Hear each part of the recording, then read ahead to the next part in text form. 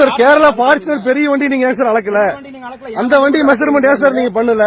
அது தெட்டுல சார். அது கேரளா வண்டிக்கு ஒரு ரூல்ஸ், தமிழ்நாடு வண்டிக்கு ஒரு ரூல்ஸா சார்? அது